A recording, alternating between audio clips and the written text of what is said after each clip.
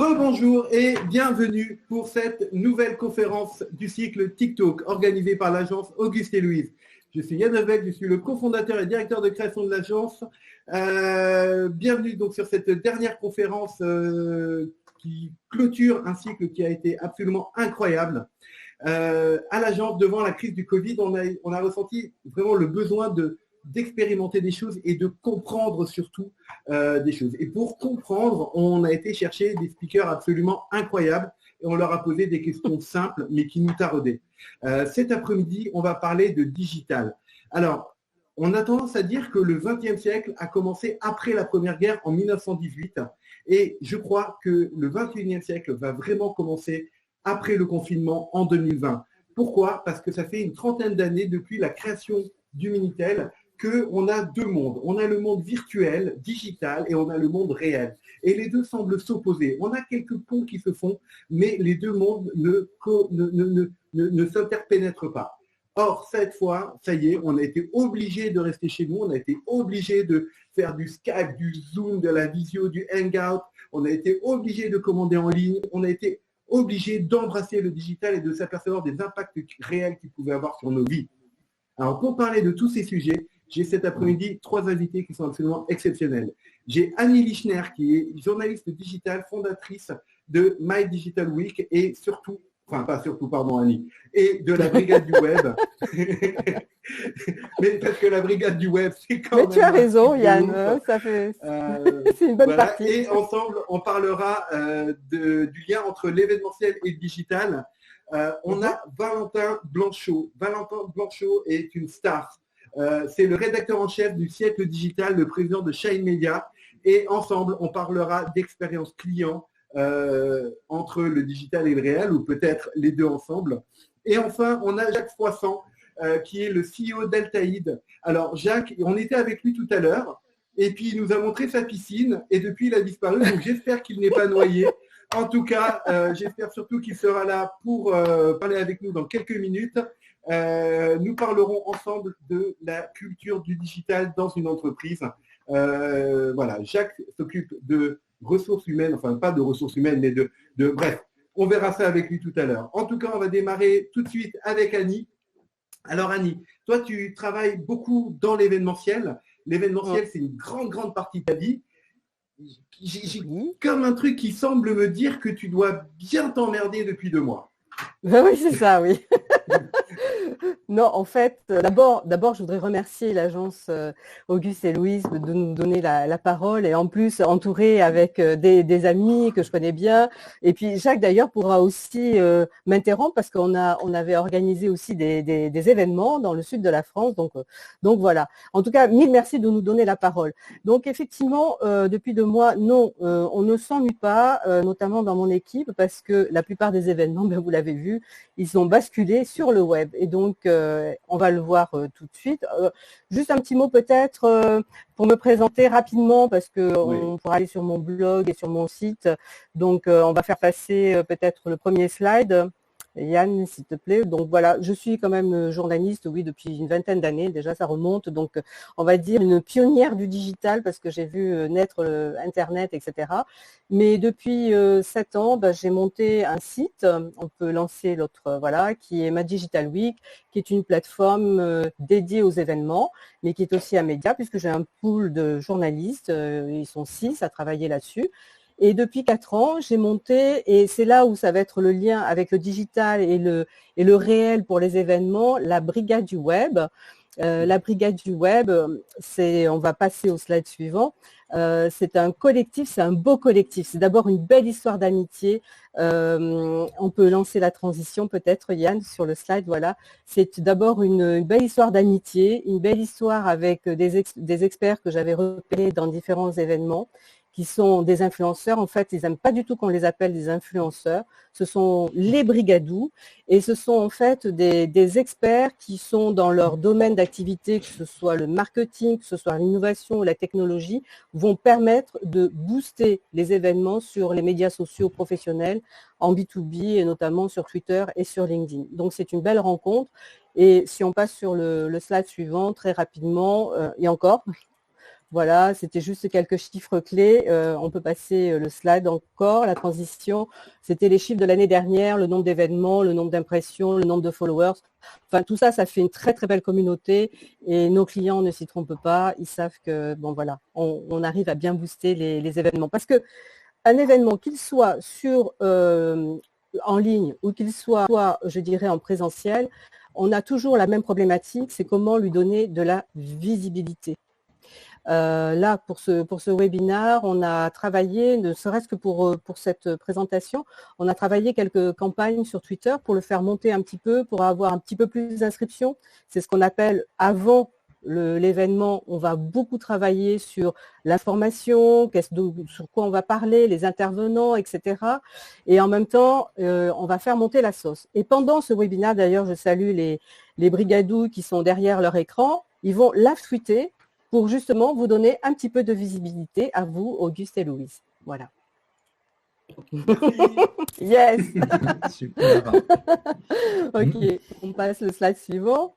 Et donc, l'idée, effectivement, c'est, dans mon secteur d'activité, qu'est-ce qui a disrupté, en fait, au niveau de l'événementiel.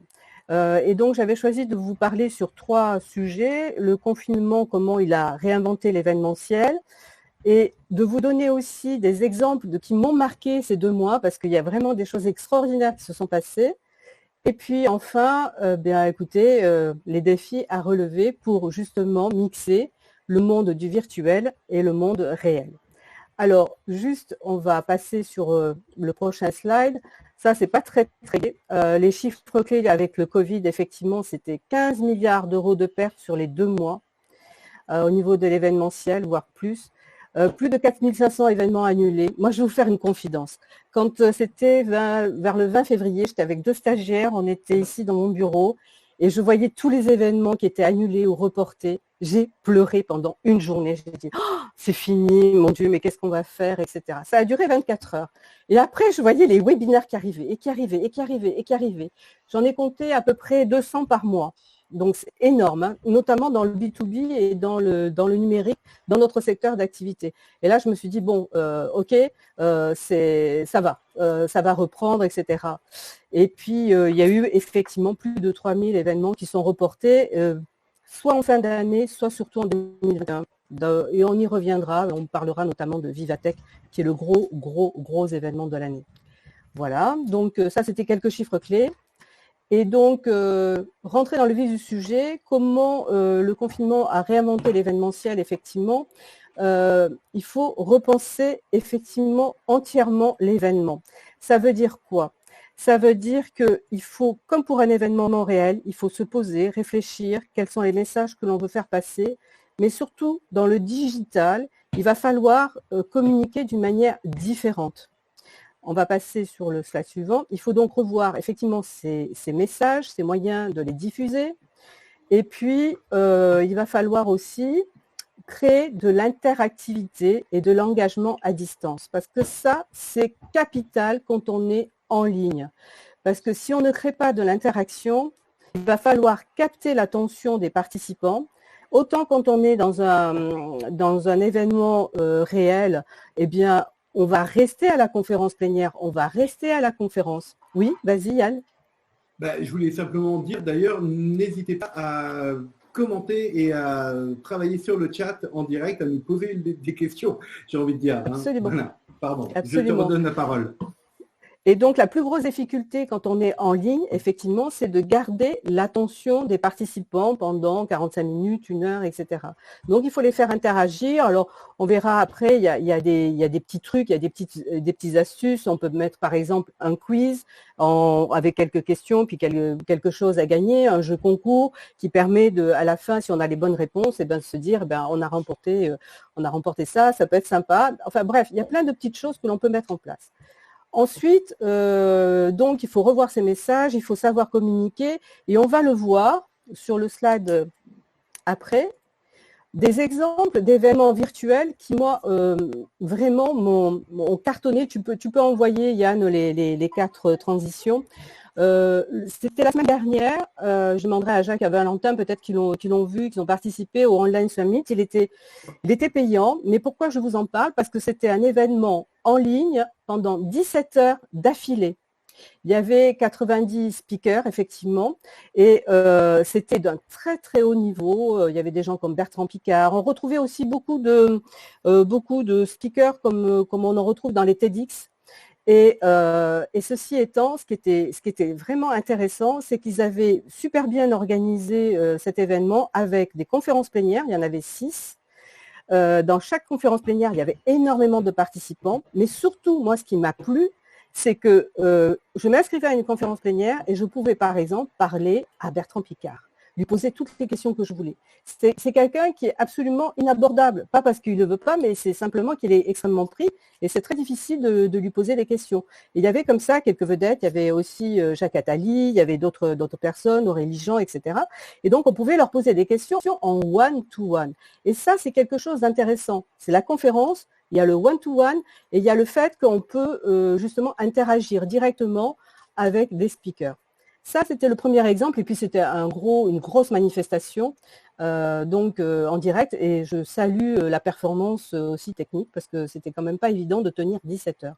L'autre exemple qui m'a beaucoup plu, si on peut passer sur le slide suivant, Yann, ce sont les exemples avec l'aval virtuel. L'aval virtuel, c'est un très bel événement, mais vraiment, il est magnifique. Pour ceux qui aiment tout ce qui est réalité virtuelle, etc., c'est un très bel événement. Comme son nom l'indique, ça se passe à Laval, dans la Mayenne. Et donc là, eh bien, ce qu'ils ont fait, c'est juste extraordinaire, parce qu'en l'espace de 2 semaines, ils ont basculé les événements présentiels en événements virtuels. Ils y ont mis tous les moyens qui sont bons. Et quand on parle de virtuel, en général, il faut un casque, etc., pour avoir accès à des présentations, à des démonstrations en 3D. Là, on n'en avait pas besoin et on avait juste la possibilité de voir des démonstrations virtuelles extraordinaires. Alors, on créait son avatar, on avait des inscrits. Là, vous voyez dans la capture d'écran un certain nombre d'avatars. C'était juste original, intéressant et plus de 150 conférences et 1200 rendez-vous d'affaires. Donc, je salue aussi le côté extraordinaire de cette présentation. Enfin, un dernier, pour vous dire qu'il peut y avoir aussi des grosses plateformes pour faire comme là, on l'a vu pour l'aval virtuel. Là, j'ai eu vraiment un coup de cœur pour cet événement communautaire qui était organisé par Sciences Po sur Minecraft. Ils ont fait quelque chose de vraiment sympa. Ils ont utilisé Minecraft, qui est un jeu de construction, en fait. Les étudiants de Sciences Po, ils en avaient marre d'être confinés, ils ne pouvaient pas être présents pour la remise des diplômes. Eh bien, ils ont imaginé sur Minecraft de construire leur amphithéâtre avec leurs professeurs, de faire des remises, et ça a cartonné sur YouTube. Donc, on peut faire des choses vraiment sympas, engageantes, avec de la créativité, de l'interactivité, pour peu qu'on s'y mette. Il suffit juste de le vouloir. Vas-y, Yann. Moi, en fait, la question que je me pose finalement, c'est qu'est-ce qui va différencier un événement réel d'un événement virtuel comme ceux que tu nous as présenté ou celui qu'on est en train de vivre ensemble. Est-ce que c'est le fait de pouvoir boire des coups en réel? Est-ce que c'est le fait de dire qu'un événement réel, souvent, ça coûte très cher pour un annonceur et donc ça crédibilise entre guillemets la démarche? Finalement, comment est-ce qu'on peut donner de la visibilité, de l'ampleur à un événement virtuel et donc faire qu'il a autant d'impact qu'un événement réel? Tu as tout à fait raison, Yann. En fait, ce qui va faire l'élément fort d'un événement réel, c'est quoi? C'est l'humain, c'est l'émotion, c'est la relation que vous allez engager avec les autres. C'est ça qui est vraiment important, parce que quand vous allez dans un bel événement, vous allez rencontrer vos pairs, vous allez rencontrer vos collègues, vos collaborateurs, vous allez partager. Et puis, il y a quand même une dimension business. Cette dimension business, c'est quand vous êtes avec un partenaire pour qu'il vous explique sa solution, vous allez engager la discussion et c'est ça. Et donc, comment on peut transmettre de l'émotion quand on est dans le virtuel? C'est ça le grand défi, en fait. L'émotion et en même temps l'engagement et en même temps, raconter une histoire. Et ça, c'est pas évident. Ça, c'est pas évident. Parce que jusqu'à présent, avant le Covid, ça existait, les salons virtuels. Les webinars ont toujours existé. Mais il y avait toujours ce côté très factuel, c'est-à-dire on a une problématique, il y a un ou plusieurs experts qui y répondent. Où est l'émotion là-dedans? Il n'y en a pas. C'est simplement factuel. Vous êtes intéressé par la problématique. Oui, non, bon, voilà, je prends contact, etc. Là, on va plus loin parce qu'on fait agir de la créativité. Regardez ce que vous avez fait. L'habillage de votre webinaire, ça donne déjà plus d'humanité. On essaie de créer une ambiance aussi. C'est important, une ambiance. Quand vous allez dans un salon, vous le sentez tout de suite. Un petit salon ou un grand salon, s'il est sympa, l'éclairage, j'en sais rien, les allées, comment c'est fichu, les exposants, enfin bref, il y a plein de choses qui vous font ressentir que vous êtes bien ou pas, ou que vous avez envie de fuir tout de suite. Et donc, dans le virtuel, eh bien, il va falloir créer ce cocon, il va falloir recréer cette humanité, il va falloir recréer ces émotions pour que l'on se sente bien et qu'on ait envie de rester avec vous. Est-ce que j'ai répondu à ta question, Yann? Mais totalement. Alors, est-ce que finalement, jusqu'à présent, le webinar, c'était pas une manière cheap finalement de communiquer aux gens un petit peu, et pareil, la vidéo, c'était la version cheap de la réunion, et le webinar, c'est la version cheap de la conférence, etc., etc. Et aujourd'hui, finalement, est-ce que tu penses qu'on est capable d'aller vers des versions à égal niveau, qu'on soit en ligne ou pas en ligne? Hier, un patron, j'étais avec un patron de banque qui disait, ben, finalement, on va garder les réunions réelles pour les choses qui ont du sens, pour faire des brainstorming, pour avoir ces moments-là où c'est important de se voir et d'être les yeux dans les yeux. Pour tout le reste, finalement, on va arrêter de se déplacer, on va arrêter de machin, on va faire des visios, etc. Et on va arrêter de dire que ce qui est digital, finalement, est de moins bonne qualité. Alors, on va y revenir tout à l'heure parce que effectivement, moi, ce que je pressens, et peut-être que Jacques et Valentin pourront en discuter tout à l'heure, c'est que je vois plutôt des événements hybrides. C'est-à-dire que à la fois on fait un salon, on fait un événement dans un endroit physique, etc. Mais tout le monde ne pourra pas se déplacer. Et en plus, avec les mesures, avec le Covid, etc., on va avoir comme des mesures de sécurité, comme on les a eues à un moment quand il y avait malheureusement le terrorisme, où on peut avoir des sécurités incendies. Donc, ceci étant, tout le monde ne pourra pas se déplacer. Donc, il va bien falloir, à tous ces gens qui ne se déplacent pas, faire du live streaming, leur donner du replay, mais surtout qu'ils puissent quand même suivre en direct. Et ça peut être avec du live, mais aussi avec du social media. Et c'est là peut-être qu'on peut lancer l'autre slide.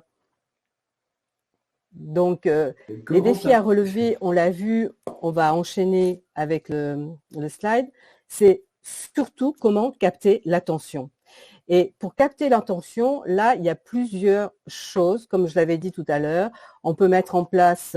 alors, ça vient déjà du contenu. Il faut avoir bien sûr du contenu à valeur ajoutée.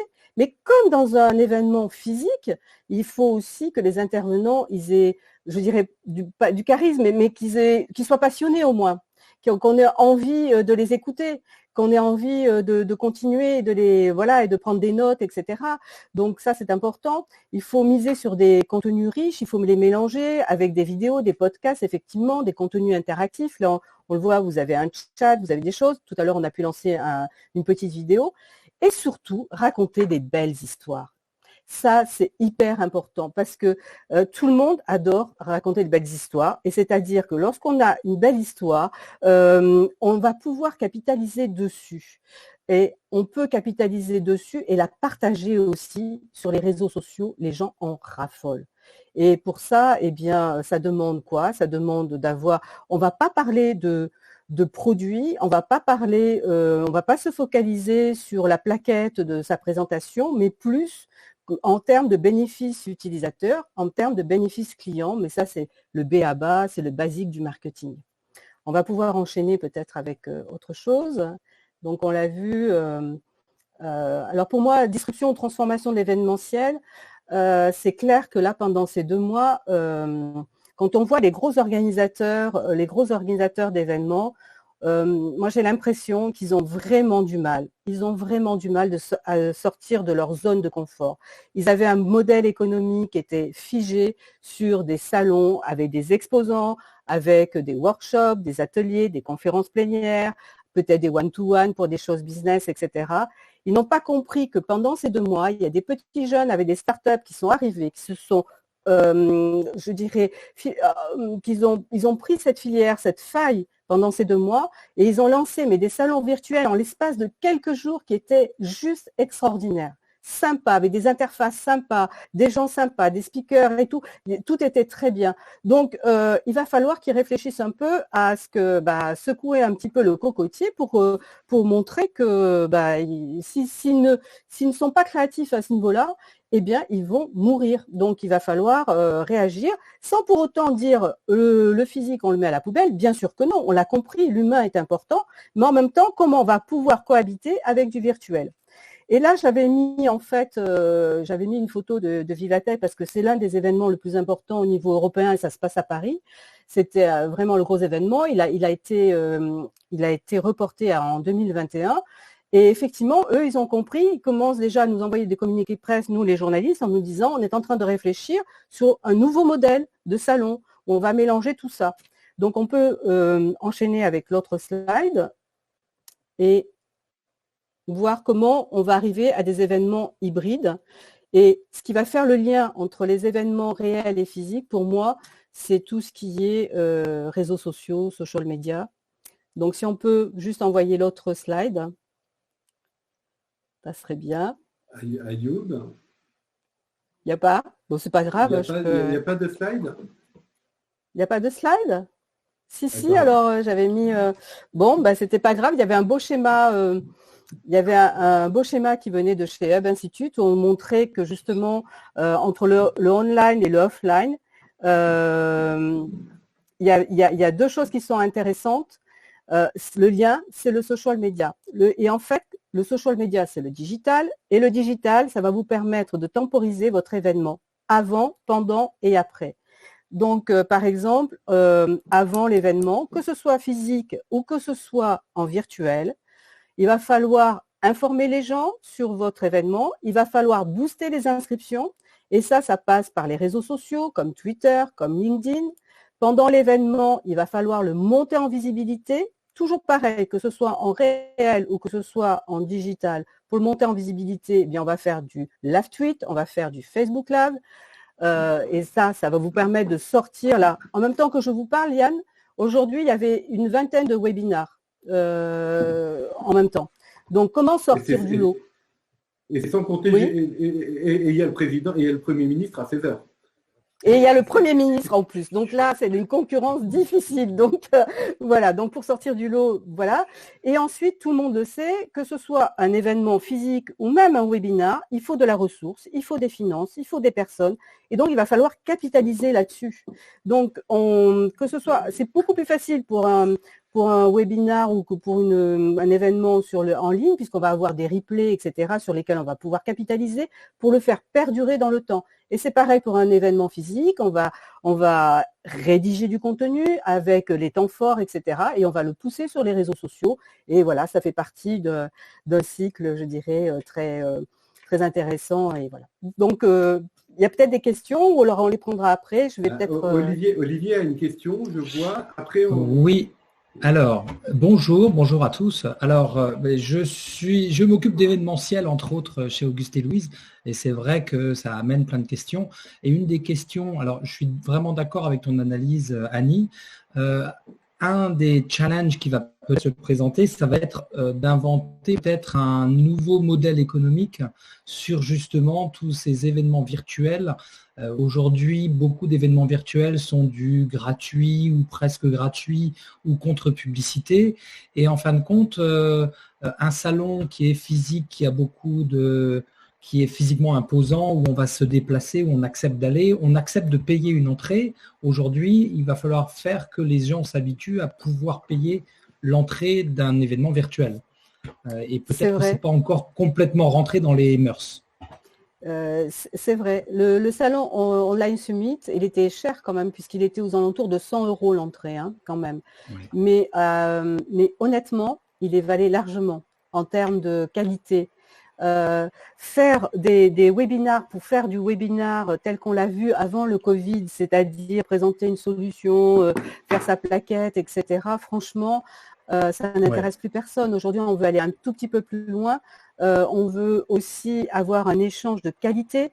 Donc, moi, je suis sûre qu'on peut être capable et puis reprendre je dirais pas tout à fait le modèle d'un salon physique, mais pourquoi ne pas envisager d'avoir une partie conférence plénière, une partie one-to-one, où là on va parler business, une partie networking, comme dans les meet-up. Moi j'adore les meet-up, c'est quand même vachement génial parce que quand vous vous inscrivez à un meet-up, vous voyez tout de suite la liste des gens qui appartiennent plus ou moins à votre communauté et vous Bien vous dites, sûr. tiens, il y a Jacques Froissart qui va venir, moi j'y vais. Il y a Valentin, oh là là, mais moi il n'y a même pas de souci, je fonce. Et donc, voilà, et donc, pourquoi ne pas imaginer ça? C'est exactement pareil. Bien sûr. Voilà, il y a Et le le Live modèle Summit, économique. le Live Summit en virtuel coûtait 100 €. S'il avait été en réel, combien tu aurais été prête à payer pour y aller? Je crois que 300, c'était le même 400? prix. C'était le même Je crois prix? que c'était le Ok. même prix. C'était le même prix. Ouais, prix. Ouais. Non, C'était bah, le c'est même bien. prix. En Et même ils temps, ont eu quand même 1500 participants quand même, hein. ouais. Donc c'est pas mal, hein. C'est pas mal. Et franchement, comme quoi il y a. Alors après, moi, quand je l'avais annoncé sur Twitter, tout le monde m'avait dit mais c'est horrible, c'est trop cher, on peut pas y aller. Oui, bah oui, c'est vrai, c'est vrai. Après, ceci étant, il y a d'autres événements qui sont sympas, qui sont gratuits. Mais c'est vrai que plus on fait des événements en ligne qui sont sophistiqués, qui demandent à un moment, il faut bien participer parce que voilà, c'est une question de qualité aussi. Alors, désolé, je crois Vas-y, Jacques. on n'a pas on n'a pas une invasion d'intermittents, on a une invasion de crèches. Je crois que il y a des... Aller dans un salon gratuit, c'est pas gratuit en fait. Quand vous venez de province, que vous venez à un salon à Paris, vous avez des frais de déplacement, etc. Même si vous venez de loin dans Paris, vous prenez un taxi ou un Uber pour entrer. Voilà, il faut tenir compte de tout ça, ou le temps que vous bossez pas pour y aller aussi, hein. Donc il y a des coûts cachés aussi sur les événements gratuits. Oui, Alors, je propose qu'on continue la discussion tout à l'heure tous ensemble et qu'on donne la parole à Valentin. Valentin qui essaie de nettoyer son écran comme ça. Exactement. Vous les voyez les pixels ou pas? Oui, on les voit bien. Ouais, Ok, on les non, voit bien. Tu vois, as Ah ben, ça marche, effectivement. Alors, ce n'est pas un Ouais, filtre. Hein, C'est ça, sais j'allais pas ce dire, qui se passe. tu devrais vendre ce filtre sur Insta, je pense. Non, je n'ai pas installé Stop Camera. Ah, j'aurais pu. Non, j'ai fait attention. J'ai changé de caméra. Non, je suis pas venu avec d'ailleurs, on va s'amuser. Snap Camera. Alors, Valentin, toi, tu as plein de certitudes à nous livrer, hein, si j'ai tout compris. C'est ça? Ouais, alors quelques-unes, ouais, mais elle porte pas forcément sur l'événementiel, même si ça fait partie des secteurs qui sont touchés, mais elle parle plutôt du consumérisme. De consommation. Bien évidemment, ouais, de consommation, comportement consommateur et de digital. Donc je vais appuyer tout ça un petit peu avec des chiffres. Mais ce qui est important de rappeler aussi, c'est qu'en ce moment, tout ce qu'on lit, tout ce qu'on peut entendre, tout ce qu'on peut regarder, il y a beaucoup d'avis, peut-être trop d'avis, il y a beaucoup de projections, on nous parle du jour d'après, c'est un peu comme ça qu'on qualifie nous, comment on va vivre, comment les entreprises et comment les consommateurs vont vivre, ce qui va arriver après le déconfinement ou vraiment après toute cette vague de crise. Et moi-même, je vais avoir des avis, des certitudes et ça se trouve, je vais vous dire plein de conneries. Voilà, donc à débattre. Mais j'ai quelques chiffres, j'ai quelques idées, quelques points de vue, voilà, à présenter. On t'écoute. Voilà. Donc, ce qui est important de rappeler aussi, c'est qu'on est en train de vivre une crise qui est d'abord inédite, mais qui est surtout incomparable. Si on nous parle de crise, si on se réfère à la dernière crise qu'on a pu connaître, qui est celle de 2008. 2008, c'était la crise des subprimes. C'était une problématique de fond, c'était une vraie crise qui était financière. Là, 2020, c'est pas une crise financière, ça l'est plus ou moins, mais c'est surtout une crise de consommation. Nous, Homo consommatus, on peut plus consommer. C'est ça le problème. tout est quasiment en pause. Donc la baisse de la consommation et la baisse de revenus pour les entreprises, elle est pas volontaire pour nous, elle est vraiment involontaire et elle nous est imposée. Il suffit de regarder juste la Chine pour comprendre un petit peu ce qui va se passer un petit peu dans le jour d'après. Il y a une boutique Hermès, je ne me rappelle plus dans quelle province de Chine ou dans quelle ville, qui le jour de sa réouverture après le confinement a réalisé un chiffre d'affaires de 2,7 millions d'euros, qui est son meilleur jour ever depuis son ouverture. Donc, voilà, on est dans l'impossibilité de consommer alors qu'on a envie de consommer. Si on n'était pas confiné là aujourd'hui, peut-être qu'on serait en train de se voir à Paris, on boirait un pot après la conférence. Voilà, si cette conférence n'avait pas lieu, moi je serais peut-être en train de bosser dehors sur une terrasse de café, j'irais peut-être boire des verres avec des amis. Donc on est juste vraiment un peu dans voilà, on est un petit peu retenu de pouvoir consommer. Donc ça, c'est un petit peu le constat général qu'on peut avoir pour l'instant. Néanmoins, il y a quand même un impact important sur le consommateur avec la crise qu'on vit en ce moment. Le premier, c'est qu'il y a déjà 9 millions de personnes qui sont en chômage partiel.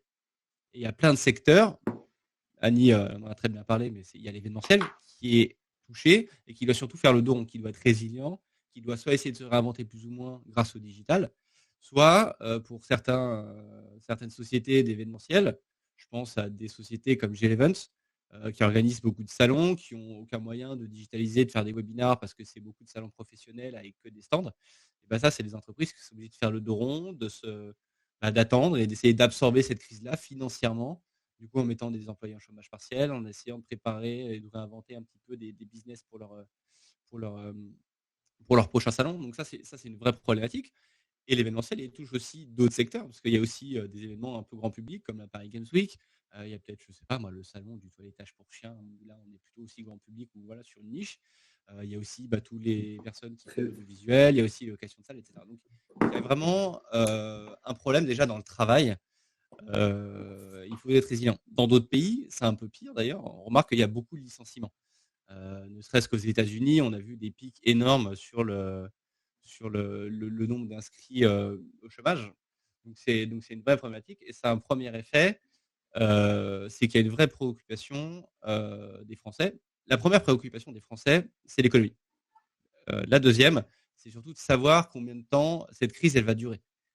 Il y a une vraie incertitude et ça crée un climat un petit peu spécial pour le consommateur. Dès qu'il y a de l'incertitude, le consommateur, il fait une chose, c'est qu'il épargne. Voilà, c'est un des premiers effets, même s'il y a 31% des Français qui ont admis devoir faire des coupes budgétaires, soit parce qu'ils sont en chômage partiel, soit parce qu'ils ont pas été reconduits avec leur CDD, soit parce qu'ils ont perdu leur emploi. Et il y en a 34% qui sont beaucoup plus regardants sur leurs dépenses, parce qu'il y a une incertitude. Et du coup, voilà, comme n'importe quel temps de crise, on réduit ses dépenses, mais du coup, c'est pas qu'elles disparaissent, ces dépenses. On finit on les épargne et on les met de côté. Donc il y a un petit peu, si on peut métaphoriser ça, un petit peu, il y a un peu une élasticité, un petit peu comme si on tire un gros élastique et que vous voulez envoyer un gros boulet de consommation. C'est qu'en tirant sur l'élastique, sur cet élastique-là, il y a plein de petites entreprises. Il y a des restaurants, il y a des sociétés d'événementiel, il y a il y a tous les business secondaires ou périphériques des événements ou de la restauration. Ils sont tous dans l'attente qu'on consomme et le consommateur il tire. Donc pour l'instant on attend et dès que ce sera relâché, voilà, on sait tous que dès que le confinement sera terminé, on a tous envie de retourner dans les bars, on a tous envie de retourner voir notre famille, nos amis, d'aller consommer, d'aller au restaurant. Il y a toutes ces choses-là. On a envie de partir en week-end aussi. On n'a peut-être pas envie de partir à l'étranger parce qu'il y a une vraie problématique aussi sanitaire, mais on a envie de faire des trucs de ce qu'on faisait avant. Donc, on est juste en attente de ça. Il faudra qu'on respecte les règles, mais ça, c'est un premier effet. Et les conséquences en France de ce climat d'incertitude et de ces baisses des dépenses, et du coup cette impossibilité de consommer aussi, elle a des conséquences directes sur les ventes, sauf sur deux catégories de produits, qui sont d'abord l'alimentaire, dont les dépenses par ménage ont augmenté de 24%, et les dépenses dans les divertissements à la maison. Donc, divertissement à la maison, vous rajoutez Netflix, vous avez tout ce qui est jeux vidéo, vous avez tout ce qui est jeux en ligne, jeux mobiles, achat de consoles, etc. Voilà, tout ce qui vous permet de vous occuper chez vous, parce qu'on n'a que ça à faire. Sur un autre côté, notamment dans l'alimentaire, ce qui est le plus intéressant aussi, parce que c'est vraiment quelque chose c'est un besoin physiologique. Donc c'est là où on voit vraiment quelles sont les vraies réactions des consommateurs, contrairement à ce qui est tout ce qui tient du loisir, parce que là, ça varie vraiment en fonction du profil des consommateurs. L'alimentaire, les canaux de vente, eux aussi, ils ont évolué et ils se tournent surtout vers le numérique. C'est un petit peu le sujet aussi d'aujourd'hui, notamment sur le canal Drive qui a augmenté de 150%. Donc on a une vraie tendance et sur le Drive et sur l'e-commerce alimentaire. Donc le Drive est quand même relativement destiné aux grandes surfaces, aux grandes enseignes. Par contre, l'e-commerce alimentaire, dedans, on peut rajouter les marketplaces de producteurs locaux, tout ce qui propose des paniers en circuit court, et aussi, on peut rajouter n'importe quelle enseigne possible et imaginable. Et là, l'e-commerce alimentaire, il a presque doublé. Donc, il y a un premier effet qui est sur le canal digital, et tout ce qu'on peut commander via le numérique. Et d'autre part, il y a aussi tout le commerce de proximité. Même si on est confiné chez nous, il y a un moment où on se détend un petit peu dans la semaine, pour ceux qui ne sortent qu'une semaine et qui ne vont pas emmener leurs enfants faire de la trottinette n'importe où. C'est les commerces de proximité. Et là aussi, dans les commerces de proximité, on remarque qu'il y a un changement de comportement. Parce que déjà, on ne s'arrête plus en rentrant du boulot pour acheter peut-être du pain ou passer chez le traiteur. Et il y a 23% des consommateurs français qui ont changé de point de vente principal d'approvisionnement. Donc moi, on est beaucoup plus exigeant et beaucoup plus regardant aussi. Moi, j'ai un casino qui est à proximité de chez moi, mais finalement, à force d'y aller, je me suis rendu compte qu'en fait, j'y allais assez rarement parce que j'allais dans d'autres points de vente en rentrant du boulot. Là, celui-ci est le plus près de chez moi. Je me suis rendu compte que leurs légumes étaient tout pourris et super mal conservés. Donc, j'achetais des salades, elles étaient déjà fritées. Donc, c'est un peu pas évident. Donc, en fait, j'ai fini par aller 3 pâtés de maison plus loin. Donc, je reste dans mon périphérique 20 km. Mais voilà, mais finalement, je suis moins fidèle à là où je vais d'habitude parce que non seulement j'ai le temps et parce qu'en plus de ça, j'ai pas envie. Je suis beaucoup plus exigeant avec les lieux dans lesquels j'ai envie de faire des courses. Et sur un autre volet, outre ces Français qui ont changé de point de vente principal, il y en a 14% qui ont testé un nouveau point de vente, un nouveau point d'approvisionnement. Donc, si je prends mon exemple, mais l'exemple de plein de Français aussi, c'est peut-être aussi aller un petit peu plus chez le traiteur italien qui est de rue à côté, qu'on a déjà vu mais qu'on n'a pas testé. C'est aller un petit peu plus chez le traiteur parce qu'on a envie de manger un truc sympa et parce qu'on a réduit nos budgets restaurants et bars et du coup, on a plus d'argent à dépenser dans l'alimentaire. On va peut-être se faire plaisir avec pour les Lyonnais, la bonne cochonaille ou du bon pâté en côte. Donc, ce qu'on remarque là-dedans aussi, c'est qu'il y a à la fois une volatilité dans la fidélité du consommateur dans ces lieux d'approvisionnement. Si moi j'ai l'habitude d'aller chez Casino en physique, mais que là, du coup, j'ai mes enfants à la maison, j'ai pas forcément le temps, etc., et je dois réduire mes sorties, et je vais faire du drive. Et du coup, si Casino ne me le propose pas, je vais devenir très volatile, je vais être moins fidèle, et je vais pas hésiter à les commander en ligne chez Carrefour ou à les commander, de faire un drive aussi chez Carrefour. C'est un exemple. Et l'autre élément aussi, c'est la recherche de simplicité. Voilà, on ne me propose pas du drive, on me propose pas de faire du e-commerce, je vais aller au e-commerce. On me propose des produits qui sont pas bons, je m'arrête pas là et du coup je change de point de vente. Donc il y a vraiment un premier effet dans tout ça, ne serait-ce que dans la consommation et l'alimentaire pure et dure, c'est une volatilité du consommateur, du coup qui est moins fidèle, et une recherche de simplicité qui est un petit peu plus exacerbée que d'habitude. D'habitude, on fait des choses par défaut. Là, pour ceux qui sont sans chômage partiel, qui ont plus de temps et qui ont plus le temps métro, boulot, dodo, ils recherchent plus de simplicité ou plus de qualité dans les expériences ou dans ce qu'ils vont pouvoir acheter.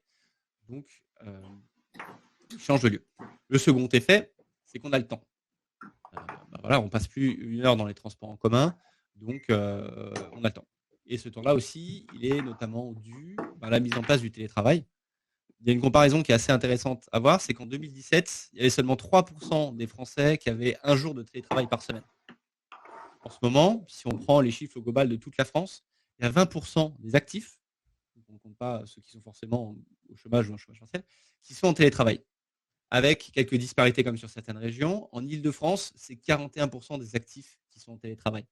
En Normandie, c'est 11%. Donc, il y a peut-être d'autres business ou d'autres secteurs en Normandie. Et par contre, ce qu'on identifie aussi, c'est qu'il y a 76% des travailleurs, des Français, qui estiment que le télétravail devrait se développer un petit peu plus. Donc on encourage pour l'après, le jour d'après, peut-être les gens à rester un petit peu plus chez eux ou à vraiment avoir un tissu de vie autour de leur logement. En revanche, ceux qui télétravaillent déjà actuellement sont seulement 55% à dire que ça devrait un petit peu plus se développer. Donc, ce qui veut dire qu'il va y avoir un espèce de double effet qui se coule. C'est que tout le monde a envie de retourner au bureau. Moi-même, j'ai envie de retourner au bureau, de voir mes collègues, de voir mes associés, de voir les autres personnes à qui je partage l'espace de coworking où je suis. Voilà, il y a tout un tissu de vie aussi qui est hyper important, mais de même qu'on a envie de retrouver, voir nos amis, etc. Donc, il y a vraiment une espèce de moitié où il y a une partie de la population qui a peut-être été encouragée à travailler et une autre qui a très envie euh, de retourner au bureau. Donc, ça, c'est des chiffres à garder en tête pour ce qui arrivera certainement après. Et derrière, vu qu'on a le temps, vu que c'est dû un petit peu au télétravail, c'est que l'activité principale des Français, et où les Français consacrent le plus de temps, c'est la cuisine. Voilà, c'est peut-être pour ça aussi qu'on manque de farine, on manque de levure lorsqu'on va aller faire ses courses. C'est parce que beaucoup de Français sont devenus apprentis pâtissiers, certainement pour deux raisons. C'est parce que les pâtisseries, c'est cool, ça réconforte un petit peu. Et deuxième chose, c'est que c'est certainement une activité qui permet d'occuper les enfants assez facilement lorsqu'ils deviennent un petit peu chiants. Moi-même, je me suis essayé à la pâtisserie, je ne suis pas très salé, mais je suis plutôt salé que sucré. Là, j'en suis à mon 3e banana bread parce que il y a des moments l'après-midi, je fais une césure dans la journée de travail. Je fais ça rapidement, ça me prend une demi-heure, une heure, ça me détend, et puis je continue. Mais parce que j'ai le temps de le faire, et j'ai peut-être le temps aussi de cuisiner un petit peu plus pour le midi, pour le soir. Et c'est pour ça aussi, du coup, qu'on passe plus de temps à cuisiner et qu'on dépense plus dans l'alimentaire.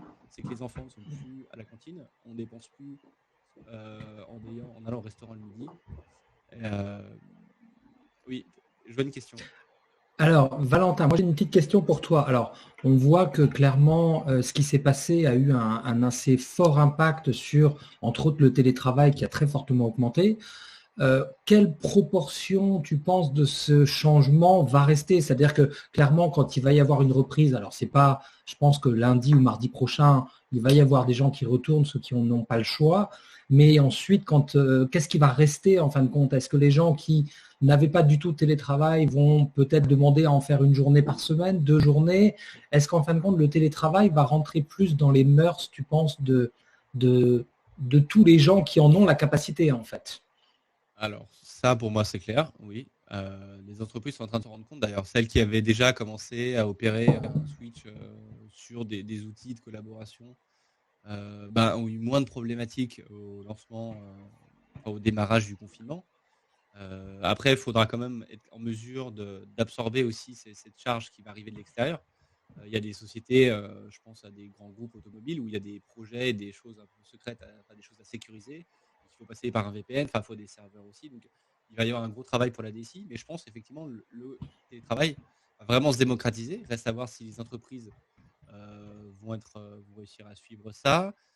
Si finalement tout le monde va vouloir le faire, parce qu'on voit la tendance qu'on remarque aussi, c'est que tous ceux qui sont forcés de télétravailler en ce moment, il y en a seulement un petit peu moins de la moitié, 45%, presque la moitié, qui ne sont pas forcément pour que ce soit vraiment généralisé.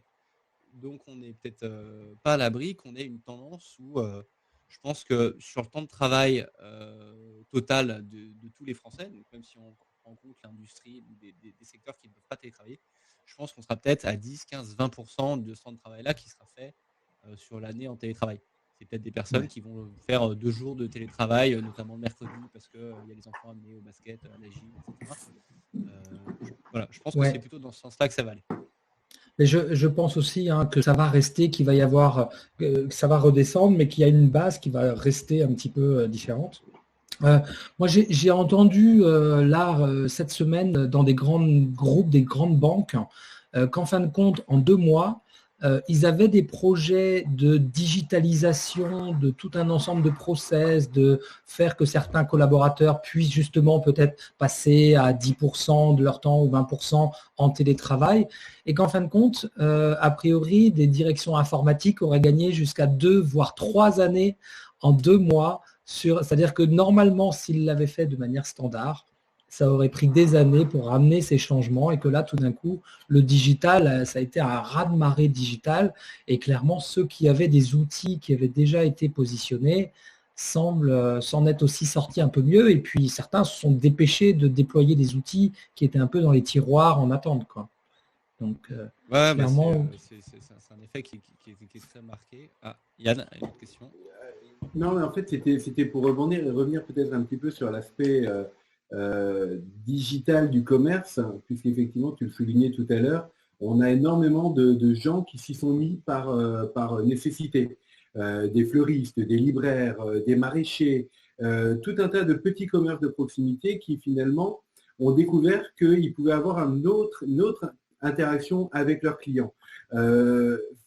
Tu es spécialiste de l'expérience client et en gros, ce que tu soutiens comme thèse, c'est qu'il suffit c'est en offrant une bonne expérience client qu'on peut fidéliser et développer son commerce. Est-ce qu'aujourd'hui, tu penses qu'il faut que l'aspect digital et réel d'un commerce, finalement, que l'expérience de marque, aujourd'hui, elle est unifiée, peu importe le canal, qu'il soit IRL ou digital? Je pense que c'est clairement ce vers quoi on va aller. Je pense que c'était la deuxième partie de mon discours, Ah, c'est merde. que c'est Eh pas, bien, c'est pas vas-y, grave, en c'est fait, pas grave. Mais voilà, c'était pour te lancer là-dessus. c'est magnifique. Non, non, mais aucun problème, c'est sans Exactement, c'est ta transition. transition pour y Voilà. aller. Mais du coup, voilà, le constat avant d'arriver sur l'expérience client, c'est que j'occulte un petit peu une autre partie de ce que j'avais dit avant, c'est qu'il y a des habitudes dans ce qu'on vit qui vont persister. Si je parlais du télétravail, c'est parce que le travailleur, ça reste un consommateur aussi, et que s'il travaille depuis chez lui, il y a aussi l'opportunité de vivre un petit peu la même vie que ce qu'il vit en ce moment, et du coup d'aller toujours dans les commerces de proximité qu'il a connus pendant le confinement. Donc il y a des habitudes qui vont persister, donc des nouveaux besoins qui vont devoir être adressés et avec lesquels il va falloir s'adapter. Et ces besoins-là, ils seront effectivement majoritairement tournés vers le numérique et l'expérience client pour plusieurs raisons. C'est bon, du coup, la transition est faite. Pour plusieurs raisons. C'est la première, c'est qu'on fait chier chez nous depuis 2 semaines. On fait rien, on peut pas sortir, on peut pas aller ailleurs, donc on va avoir besoin, quand le confinement sera terminé, quand on va retourner dans des points de vente, de vivre une expérience. Là, on vit des choses qui sont assez primaires, on va vers la simplicité, vers ce qui est le plus agréable, mais après, on va reprendre notre rythme d'avant, on va retourner peut-être chez Zara ou je sais pas quel autre point de vente pour acheter des vêtements, parce qu'il faut bien acheter des vêtements. Il y a plein de points comme ça qui vont être à nouveau fréquentés. Mais par contre, vu qu'on a attendu tellement de temps avant de vivre des choses, on va être hyper exigeant et il y a des petits points de friction qu'on avait l'habitude de croiser avant, en fait, qui vont être vécus de manière un petit peu amplifiée et ça va du coup amplifier ces sentiments un peu de mauvaise expérience. Un exemple tout bête, mais c'est peut-être la CB à partir de 5 € chez le boulanger qu'on a l'habitude d'aller. Voilà. Bon, alors là, les boulangers sont un petit peu adaptés au sans contact, ce qui est pas plus mal. Et voilà. Mais c'est un point de friction qu'on avait l'habitude de rencontrer, avec lequel on va être beaucoup moins, on va être beaucoup plus exigeant vis-à-vis de ça, et on va peut-être moins pardonner. On sera peut-être, voilà, comme je l'évoquais avant, beaucoup plus volatile. Ouais, tu prends pas la CB à 5 €, hop, j'irai chez l'autre. En plus, ils sont pas meilleurs. La seconde, seconde raison sur cette transition vers l'expérience client numérique, c'est qu'on va aussi essayer d'éviter la foule. Malheureusement, il y a une espèce de syndrome post-confinement ou post-crise sanitaire aussi. Voilà, c'est qu'on va éviter la foule.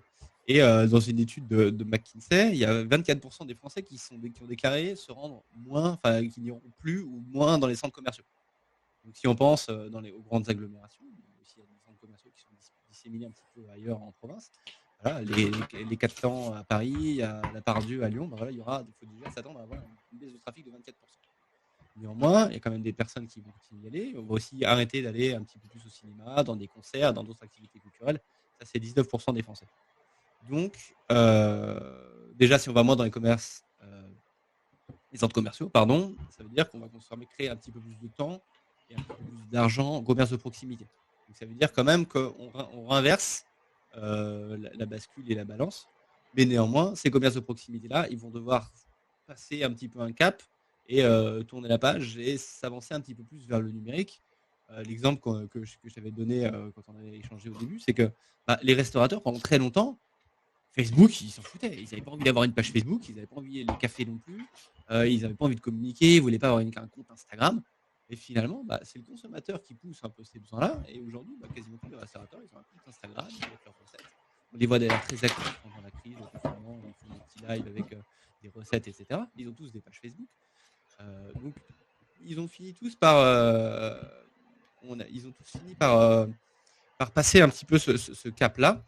Et du coup, je pense que le passage du coup à l'unification des canaux entre le e-commerce et le commerce physique, il va vraiment arriver. Et je pense que cette tendance, déjà, elle se ressent. Je crois que c'est Shopify qui a déclaré qu'il y avait, depuis mars, il y a 49% de plateformes e-commerce qui se créent. Donc Shopify, c'est pas uniquement des grosses marques, c'est des petites marques locales.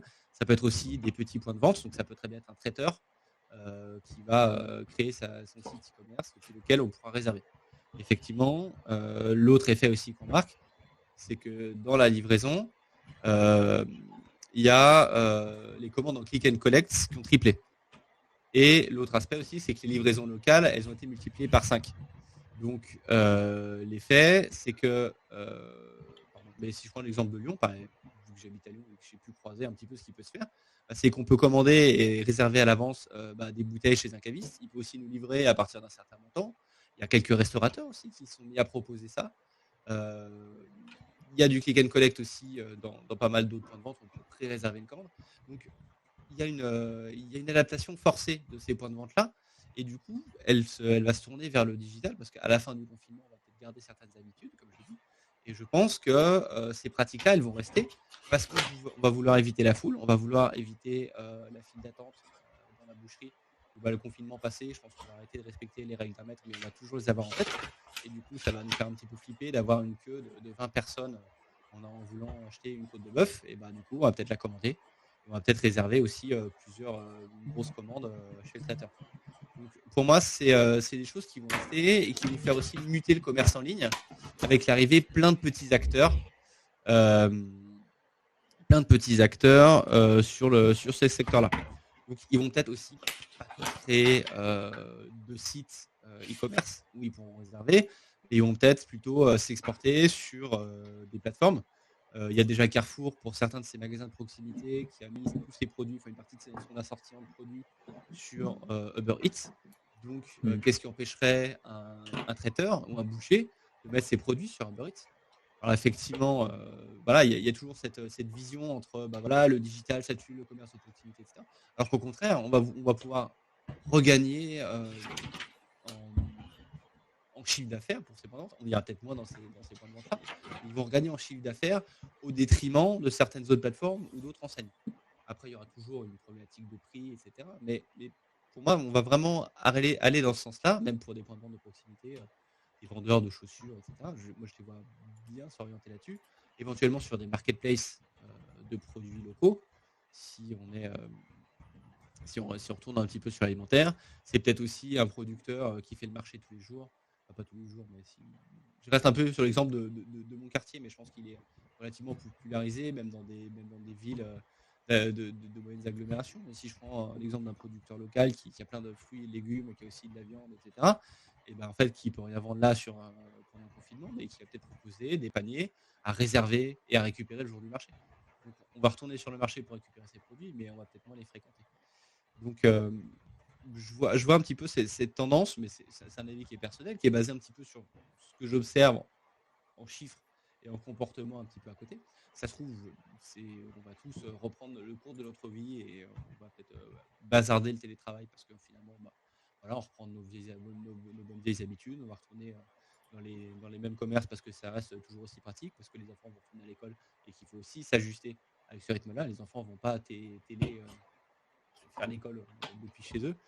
Donc voilà, c'est un petit peu ce que je peux dire. Donc pour conclure, c'est vraiment que pour moi le commerce en ligne du monde d'après, il va embarquer tous les petits acteurs et c'est pas forcément Amazon ou les grosses plateformes qui vont en sortir plus fortes, mais c'est peut-être le commerce de proximité. Ouais, je suis tout à fait, je te rejoins complètement dans ce constat-là. Et il faut dire que n'importe quel acteur, en fait, pendant longtemps, le commerce en ligne, on pensait que c'était vraiment que sur le prix et que donc il fallait faire des volumes formidables, etc. Alors que non, en réalité, le digital, c'est simplement se faciliter la vie. Donc, si je suis capable de commander rapidement, de savoir si quelque chose est disponible, etc., de faire une précommande et de faire un click and collect pour aller chercher ne serait-ce que le bouquet de fleurs et de ne pas attendre un quart d'heure dans la boutique le temps qu'on me prépare mon bouquet de fleurs. Alors, j'adore ma fleuriste, mais je suis juste allergique à l'odeur. Non mais voilà. Merci beaucoup Valentin. Jacques, tu es là? Oui, je suis là. Tu es là. Alors toi, on t'a fait patienter le plus longtemps parce que tu es tranquille sur ta terrasse dans le sud-ouest. Non, voilà, sud-ouest, avec une connexion qui est pas très stable, donc ça va peut-être couper de temps en temps. Alors, je crois que c'est le cas pour tout le monde, mais Valentin, effectivement, a un gobelet. Si, Valentin, on a eu des plaintes. On a eu des plaintes. Oui. Alors, Jacques, moi j'ai une question finalement qui se pose. Tout à l'heure, je parlais du Minitel. En France, on est en France. J'en ai un au bureau. T'en as un au bureau. Nous aussi, je crois qu'on en a un pour les tournages en fait, parce que quand on doit raconter l'histoire d'une boîte, souvent qui a commencé dans les années 80, on crée des plateaux années 80. Mais non, ce que je veux dire, c'est qu'en France, on a quand même une faculté fabuleuse qui est de croire qu'on a tout inventé. Le GSM était là, on a voulu imposer le bebop, etc., etc., etc. Et finalement, ça a forgé une espèce de culture digitale bizarre et alternative, basée un peu étrangement sur des trucs qui ne marchaient pas. Alors qu'aujourd'hui, effectivement, il semble essentiel que dans les entreprises, on ait ce qu'on appelle la culture digitale. Mais est-ce que tu peux nous aider déjà à débroussailler ce que c'est et à donner une définition de ce que c'est pour toi qu'une culture digitale? Zut, une question piège.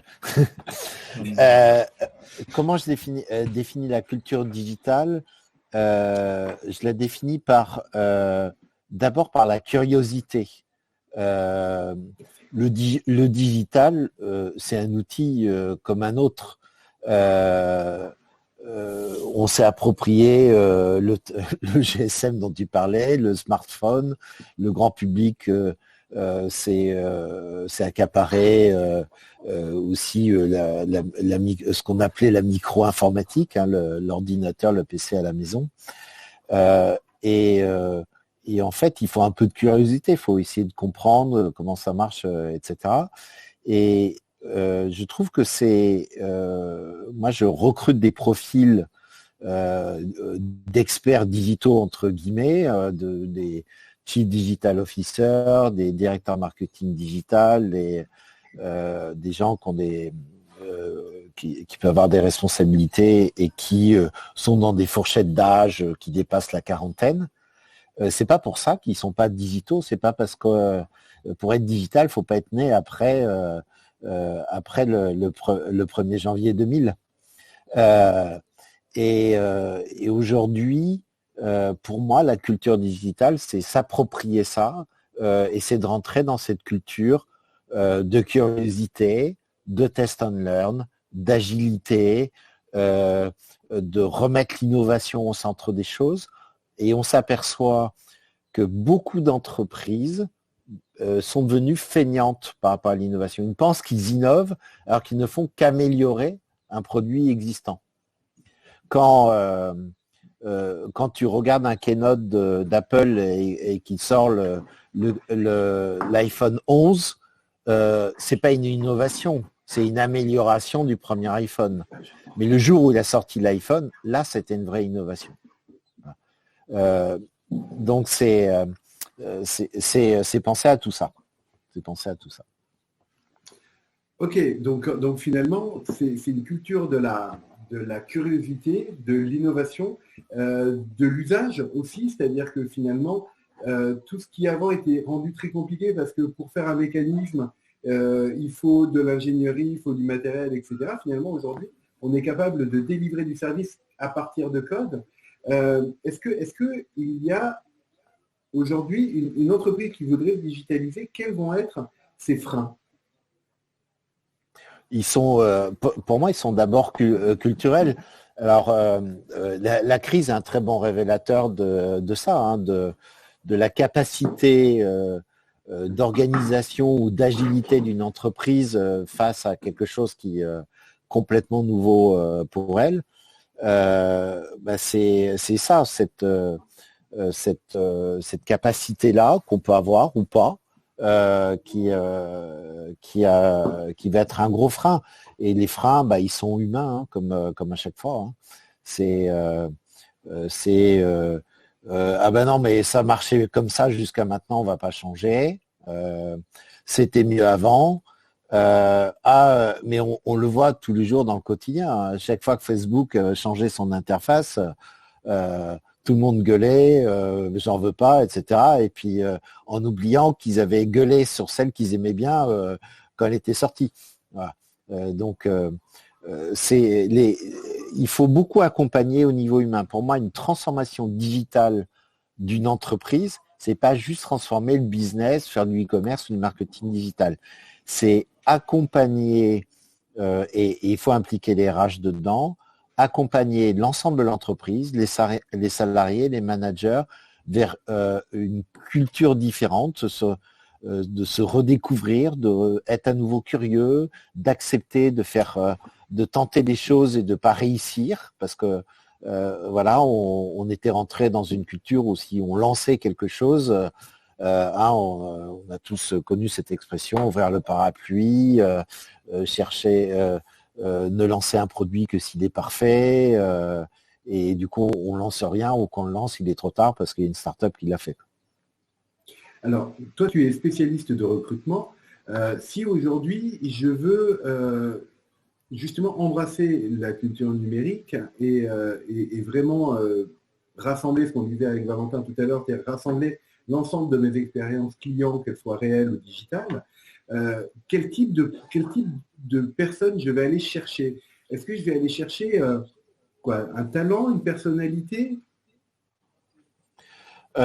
Tu vas chercher les deux, un talent, une personnalité, c'est sûr, mais tu vas chercher aussi de la compétence. Justement, j'ai publié 2 articles successifs sur l'importance des soft skills dans le recrutement aujourd'hui.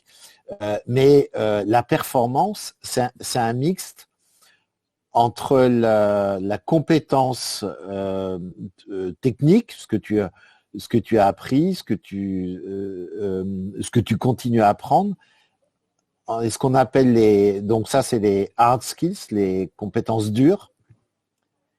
Et en face, ta personnalité, ce que tu cultives, ton agilité, ta curiosité, ton sens de l'organisation, ton leadership, ça c'est des qualités que tu vas développer, donc qui sont les compétences molles, dites les soft skills. Et la performance, c'est l'association des deux. Et puis il y a un cycle à ça, c'est tu prends un nouveau poste avec beaucoup d'inconnus, tu as besoin de monter en compétences techniques, et puis de développer je sais pas, tu prends un poste de management d'une petite équipe, tu vas développer ta compétence leadership, donc ton soft skills, puis tu vas arriver à un niveau de haute performance, puis un jour on va te dire, tiens, tu as une équipe de 5 personnes, on va te confier une responsabilité plus large ou différente, et tu vas repartir dans un cycle. Tu me disais l'autre jour qu'une entreprise qui a aujourd'hui un CDO, un Chief Digital Officer, et une entreprise qui a priori a raté quelque chose. Est-ce que tu peux nous en parler? Parce que normalement, une entreprise qui reste curieuse, un peu agile, elle regarde ce qui se passe et elle s'approprie les techniques du digital. Hein. Pour rappel, le digital, en gros, c'est né dans les années 2002-2003. Hein. Le web 2.0, c'est une expression qui date de 2003. Ça fait 17 ans quand même. Voilà, il s'en est passé des choses en 17 ans, ça s'est énormément accéléré. Et il y a des entreprises qui se sont réveillées un jour en se disant « Ah mince, il faut faire du marketing digital, il faut faire du e-commerce, on ne sait pas faire, on n'a personne en interne, on va recruter un CDO. » Et alors que souvent, ça aurait dû être le rôle du directeur marketing ou du directeur commercial avec lui, mais ça doit être un rôle. Et aujourd'hui, c'est un rôle qui, dans certaines entreprises, disparaît complètement au profit du directeur marketing. Moi, il n'y a pas très longtemps, on a recruté dans une coopérative agricole une directrice marketing. On a cherché une culture digitale. Voilà. Ils n'ont pas cherché à recruter un CDO. Ils cherchaient une direction marketing et digitale qui avait cette culture-là et qui était capable de leur amener des choses. Donc finalement, ce que je disais en introduction, hein, c'est-à-dire qu'aujourd'hui, le lien entre le digital et le réel, il est complètement consommé.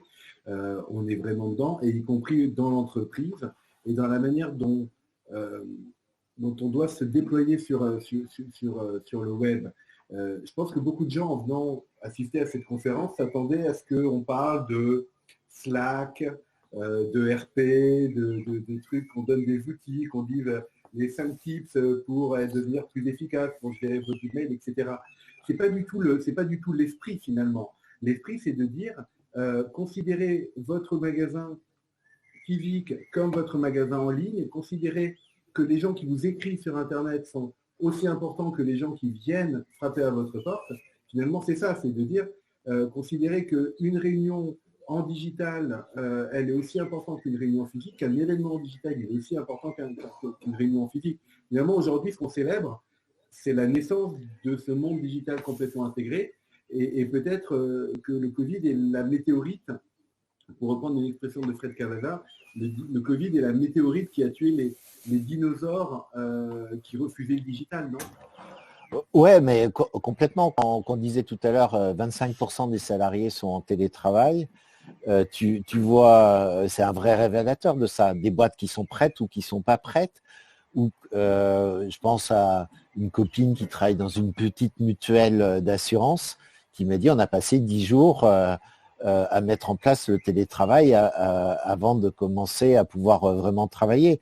Et pendant ces 10 jours, ils ont quand même été jusqu'à envoyer des ordinateurs à des salariés ou des téléphones à certains. Mais j'ai l'exemple inverse d'une boîte de 20 000 personnes où le comité de direction est en gros contre le télétravail, c'est pas sa culture, mais la boîte était prête parce que c'est une boîte informatique, etc. Et après 1 mois et demi de télétravail, en faisant le bilan, ils sont aperçus que l'ensemble de la boîte avait été beaucoup plus productif que d'habitude. Ça interpelle beaucoup ça. Et l'analyse qu'ils commencent à en faire, c'est dire les gens qui sont chez eux, ils perdent pas de temps en transport, même si c'est, vous dites, je perds une demi-heure en transport parce que j'habite juste à côté. Vous êtes en route plus vite. Et puis quand vous arrivez dans l'entreprise, surtout une grande entreprise comme celle que j'évoque, qui a des bureaux partout dans le monde, mais qui a un gros siège en France, entre le moment où tu considères arriver dans la boîte, c'est-à-dire le moment où tu passes la grille et le moment où tu arrives à ton bureau, il y a 10 minutes, un quart d'heure. Voilà. Aller-retour, ça fait une demi-heure de perdu. Ils sont aperçus qu'ils faisaient plein de réunions inutiles et faire des réunions en visio, je ne sais plus qui l'évoquait tout à l'heure, je crois que c'est Annie, l'attention n'est pas du tout la même. Donc si la réunion elle est chiante d'habitude, en visio elle est ultra chiante. Donc tu décroches tout de suite et donc tu en fais moins ou tu les fais beaucoup plus courtes ou avec des vrais sujets. Et donc ils sont aperçus de ça.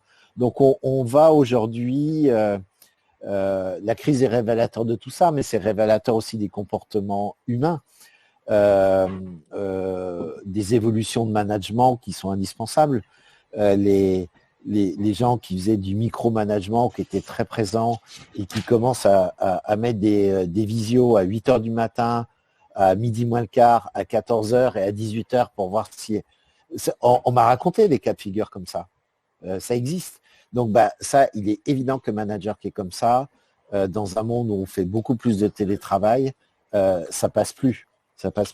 Donc cette crise est un révélateur de beaucoup de choses et un accélérateur. Et puis on va effectivement de plus en plus vers une organisation qu'on appelle digital workplace. Digital workplace, c'est quoi en gros? C'est dire, j'avais un bureau physique. Aujourd'hui, mon bureau, c'est une tablette, c'est mon ordinateur. Et il faut que cette digital workplace qui est sur mon ordinateur ou ma tablette, je puisse aussi un peu la customiser comme je fais à mon bureau avec, je mets un pot de fleurs ici, je mets la photo de mes enfants là. Voilà, on doit pouvoir recréer ça aussi.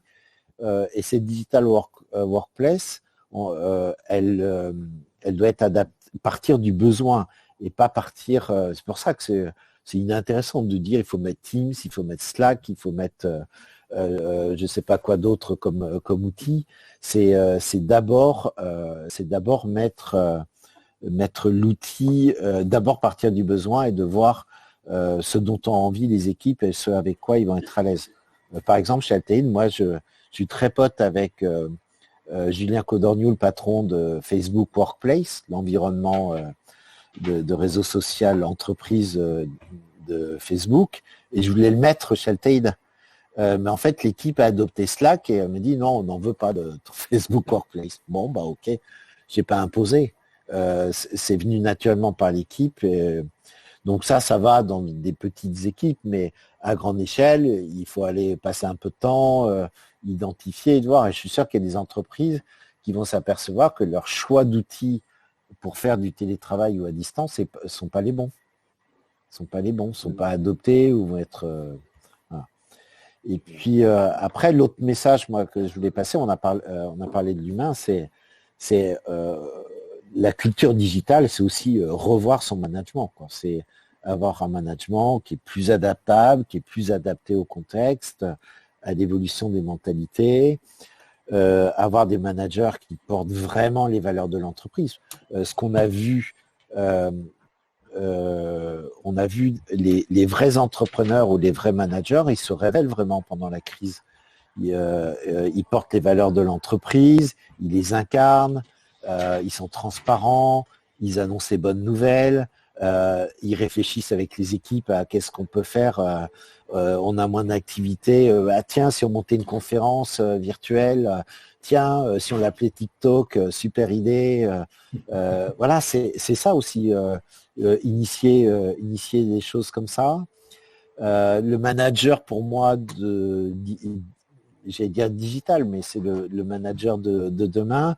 C'est quelqu'un qui va aussi apprendre à manager par le télétravail. Parce que je pense que, je crois que c'est Valentin qui le disait, il y a 50% des travailleurs qui ont envie de retourner au boulot. Il y a quand même 50% qui se disent que finalement, c'est pas mal de travailler de chez eux. Voilà. Donc, et ça va changer la donne. Il y a des entreprises qui s'apercevoir, c'est con, on était contre le télétravail, mais en fait, ça peut être efficace. Et puis, ça nous ouvre un champ de recrutement auquel on n'avait pas pensé. Voilà. Mais voilà, ça a des contraintes. Il faut apprendre à le gérer. Il faut apprendre aux salariés à télétravailler. Il faut apprendre aux managers à manager par le télétravail aussi. Voilà. Et ça passe par mettre en place, par exemple, réfléchir un peu aux bons réflexes, mettre des charges de télétravail, par exemple, en place. C'est faire attention à pas enchaîner les visios à haute dose. J'ai écrit un article il y a quelques jours que j'ai appelé la Zoom fatigue. Quand vous enchaînez toute une journée des visios sans faire d'interruption, vous saturez complet. Et c'est très mauvais pour le cerveau. Je ne vais pas rentrer dans le détail de l'article, vous allez le lire sur Altaïd. C'est créer du lien émotionnel aussi. Annie en parlait. Il faut mettre de l'humain, du contact. Alors à distance, à travers une visio, c'est pas simple. Donc il faut reprendre le temps. Moi, j'ai discuté avec beaucoup de clients, de managers, et qui m'ont expliqué qu'ils s'imposaient d'appeler un nombre chaque jour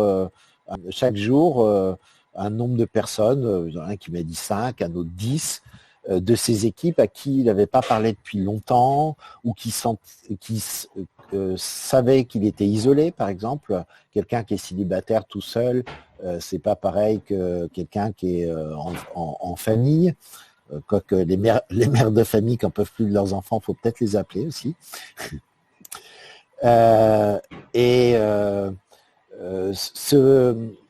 Cette crise, ça montre aussi une chose, c'est qu'on va se réapproprier le temps de travail de manière différente.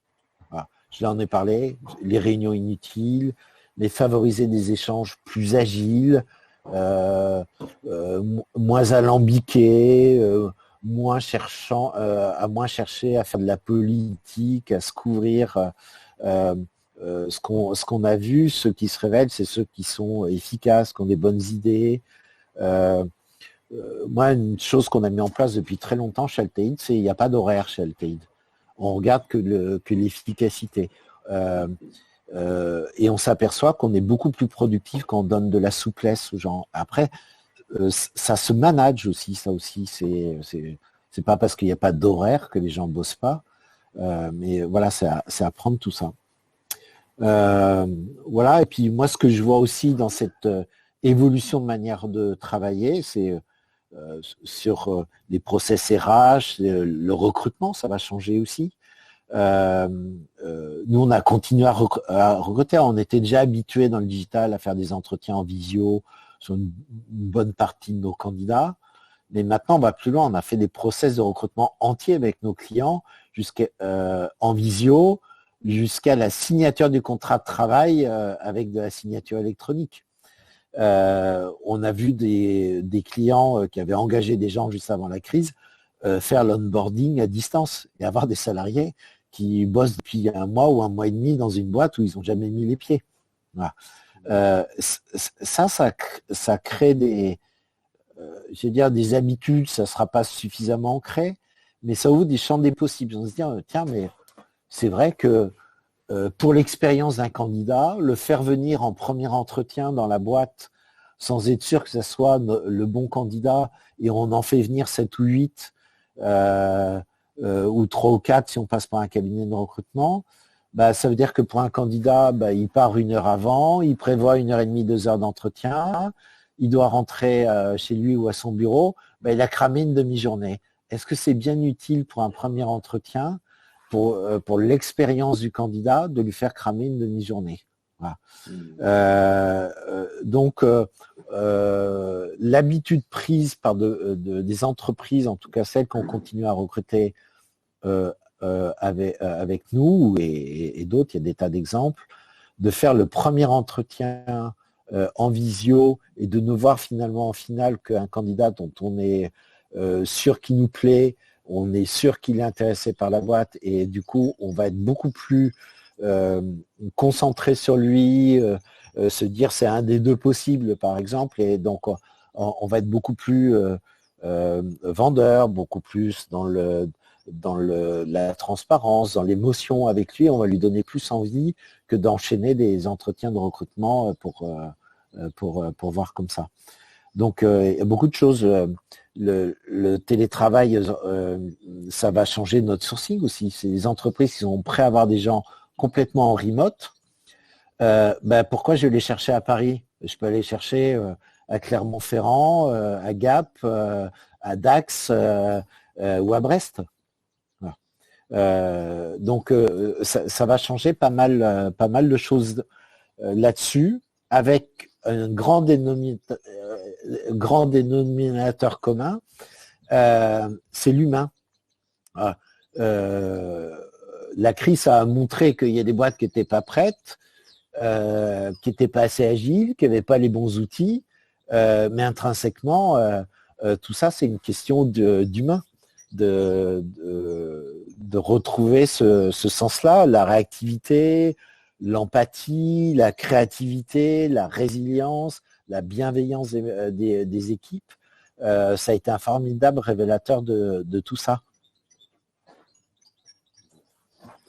Oui, effectivement, il y a vraiment cette notion centrale qui est de dire que ce qui compte, c'est l'humain, c'est l'émotion. On a d'ailleurs, alors, hop, je retourne, non, c'est pas là, c'est là. Voilà, on a Cécilia Morello tout à l'heure qui nous demandait finalement comment on pourrait remplacer la présentation de produits sur des stands ou l'ambiance dans des moments informels, mais j'ai envie de dire, c'est la même chose quand on est dans une boutique et qu'on se laisse inspirer par ce qu'on va voir. La même chose quand on a un candidat et qu'en visio, on ne peut pas voir que en fait, il présente extrêmement bien, mais qu'il sent extrêmement mauvais, par exemple. C'est-à-dire comment est-ce qu'on peut... Je vous rassure, j'ai mis des parfums. Hein. je me suis parfumé ce matin en me disant « Ah, une bonne petite conférence !» J'ai une visio, je mets une chemise et je me parfume. Mais exactement, mais c'est important, mine de rien. C'est-à-dire finalement, alors, je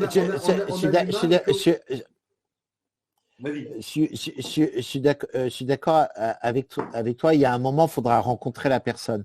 Mais il y a tout un tas d'étapes dans un process de recrutement qu'on peut faire en visio sans prendre trop de temps aux candidats. En plus, dans des univers dans lesquels j'évolue, moi, par exemple, le digital, qui était en quasi chômage négatif avant la crise, ça va s'améliorer un tout petit peu, mais ça ne va pas durer très longtemps.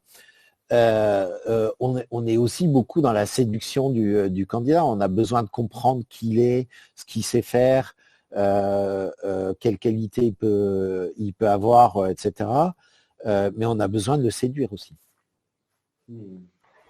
Olivier, tu veux dire quelque chose ? Oui, en fait, alors Yann a posé une question, mais comme il l'a à moitié détourné en partant vers des recrutements, en fait, c'était un peu aussi une question pour Annie. Comment toi, Annie, tu imagines justement cette transformation? Justement, on parle de virtualiser des salons, de rencontrer des gens sur des stands, voir des produits, ou le moment informel où on va juste discuter de tout et de rien, mais en fin de compte, on va rencontrer des gens. Est-ce que tu nous entends, Annie? Je ne suis pas sûr. Annie, tu nous entends? Si, elle est revenue. Non, c'est que je n'entendais pas. Donc, je ne sais pas, Olivier, si tu as posé une question. Alors, Annie, en fait, il y avait une question qui était je t'entends toujours pour pas. toi. Ah, flûte. Je t'entends pas. Alors... Exactement. Non, mais alors, on va revenir, Jacques. Une question de Claudie, qui est sur le chat, qui dit « Est-ce qu'un vrai manager n'est pas celui qui fait confiance à l'intelligence de ses équipes ?» Alors, c'est drôle parce que tout à l'heure, dans la conférence sur les RH, on parlait quasiment de la même chose. C'est-à-dire qu'on se retrouve, en parlant d'une conférence RH et d'une conférence digitale, à avoir, en fin de compte, les mêmes questions qui sont, est-ce qu'en fin de compte, il ne faut pas miser sur une intelligence collective et trouver des modèles un peu différents, et est-ce que le digital va nous aider justement à peut-être changer un peu le modèle hiérarchique et de management? Oui, alors pour moi, très, très clairement, on est historiquement sur des modèles hiérarchiques ou en pyramide, où le patron est le sachant, qui donne des ordres avec des sous-chefs qui vont faire exécuter les ordres. La culture digitale, c'est passer une organisation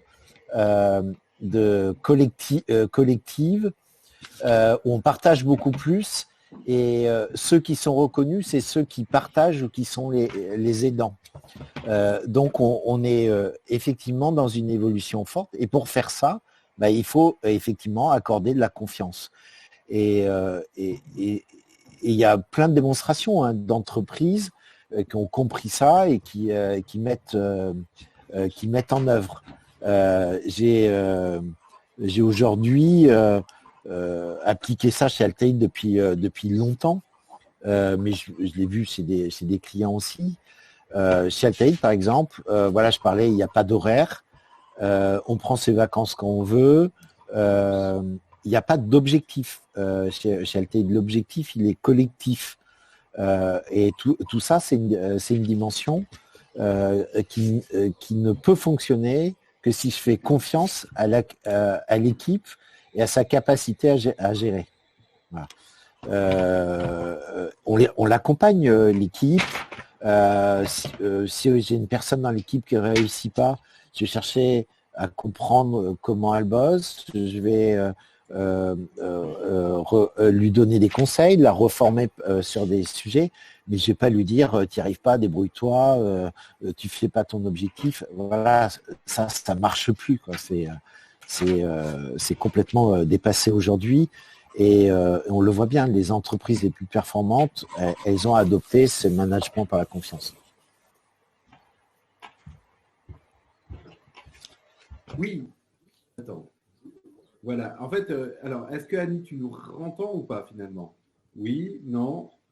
Aux échos, mais là, c'est un Alors. petit peu mieux. Là, je t'entends plus qu'Olivier tout à l'heure. Ok, alors, parce que Olivier avait une question, parce qu'effectivement, moi j'ai détourné ma question pour aller vers le recrutement, mais finalement, la question qui a été posée, c'était celle de dire, ok, mais comment est-ce que sur un événement virtuel, on va continuer à présenter, déjà à présenter des produits, à faire du reveal, etc., à engager du consommateur là-dessus, et surtout, comment est-ce qu'on peut, cette espèce de sérendipité sociale, si je pouvais utiliser cette expression, c'est-à-dire, je rencontre des gens que je ne m'attendais pas à rencontrer. Comment est-ce qu'on peut faire ça en digital? Alors, écoute, j'ai un gros écho. Je suis désolée. Je n'ai pas compris la question. Désolée. Bon, j'entends bien Jacques. J'ai pas d'écho avec Jacques. Tu veux pas poser la question, Jacques? Le fond, Annie, en plus, je t'ai envoyé par chat. Le fond, c'est comment créer du lien. Ah, comment créer du lien? Ça passe. Voilà. Personnellement, ça passe par le social media, par les réseaux sociaux. Vous avez vos communautés, vous les chouchoutez, c'est elles qui s'engagent, vous vous engagez avec elles. Quand vous voulez faire passer un message, que ce soit sur un événement, que ce soit sur autre chose d'ailleurs, même dans le commerce, etc., et même dans le travail, on a des communautés d'ambassadeurs, n'est-ce pas, Jacques? Ouais. Ça passe, le lien. D'ailleurs, dans social media, il y a le mot social, ça veut bien dire que c'est l'humain qui est à la base. Donc ça, c'est le dénominateur commun qu'on va retrouver partout. Et j'ajouterais que si vous penchez sur le début des réseaux sociaux, des blogs, de Twitter, etc., on échangeait beaucoup, il y avait beaucoup d'humains, etc. Et ces outils, ils ont été un peu détournés pour faire de la promotion, de la pub, relayer tous ces communiqués de presse sans mettre d'humains dedans. Mais les vraies communautés, celles qui sont fidèles, qui durent dans le temps, comme celle qui a pu créer la Brigade du Web, celle qu'on s'attache à créer chez Altaïd autour de nos sujets. C'est des communautés où il y a de l'humain, elles sont animées, elles sont représentées par telle ou telle personne. Alors, moi j'ai une question pour Valentin.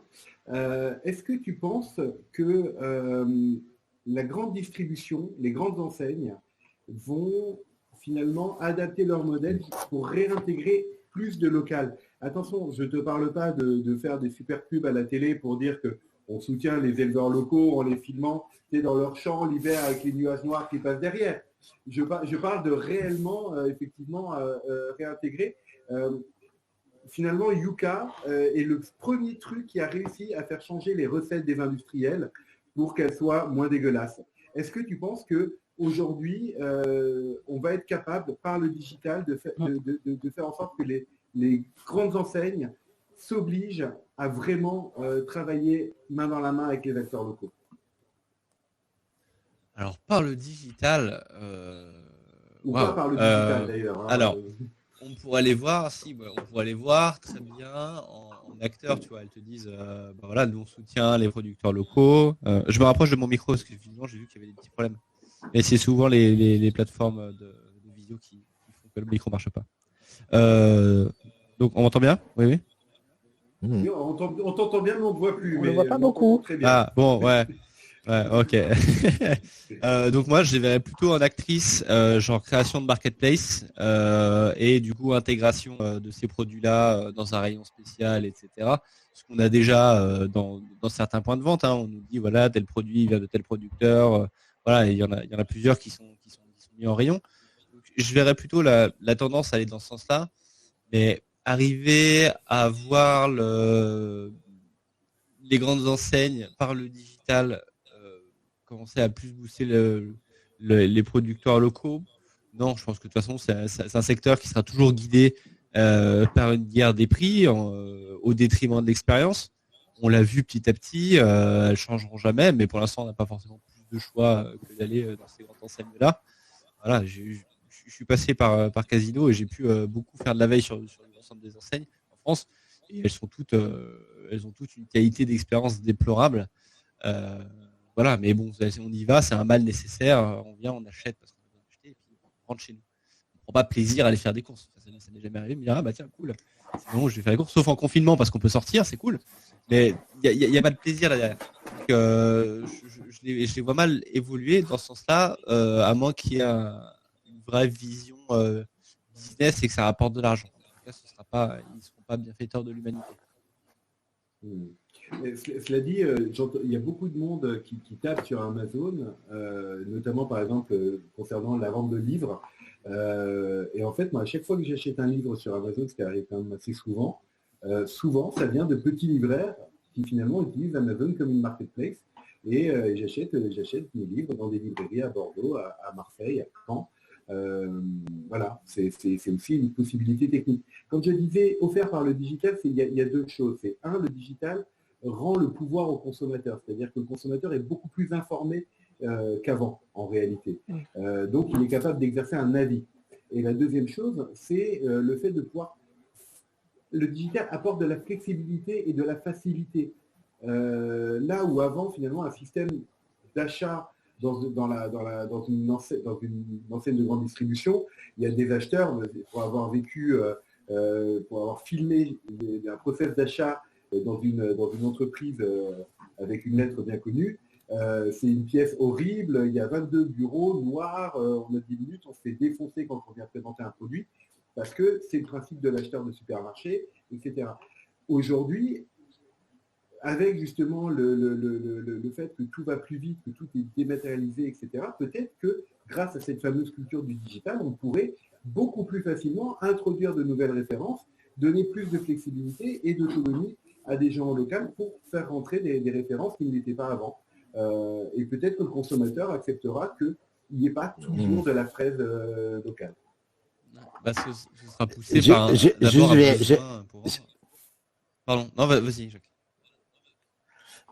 J'ai démarré ma carrière en grande distribution et j'ai fait partie des acheteurs. Mais à une époque, où j'allais chercher, non, mais à une époque qui a été perdue depuis, où j'allais chercher des petits producteurs. Moi, j'étais œnologue de formation, j'allais chercher des petits producteurs, enfin des châteaux, des petits producteurs dans d'autres régions, etc. Où on goûtait, on achetait vraiment une qualité de produit et on a permis à des boîtes à se développer considérablement.